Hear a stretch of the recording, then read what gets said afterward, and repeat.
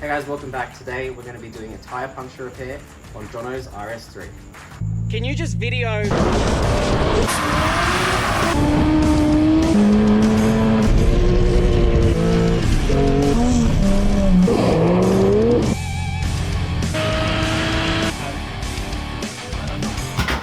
Oh! Freedom.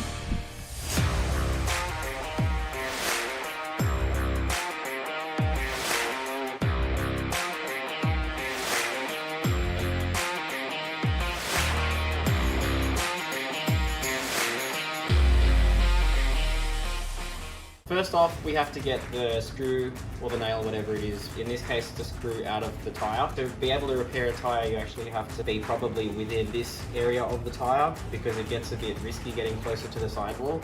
You can repair them on the edge, but you shouldn't. This stuff is fine. We're going to be using just a screwdriver to get this out. Once that's out, we're going to be using this drill bit called a reamer, and we're going to be drilling out that hole so that we can fit one of these plugs with this and rotating so it cuts itself out, and we're going to use a blade to end up cutting off the remainder. You can use a manual reamer and actually push through, but that's exhausting, so I have bought this to make things easier.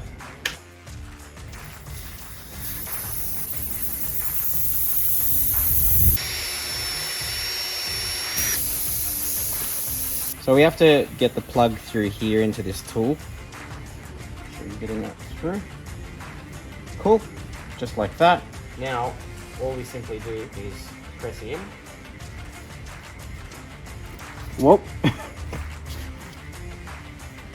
Okay. And then we twist, kind of try and get it to cut itself on its way out. And it's done. That's what it looks like now that the plug's in. Now we need blades to slice off this excess.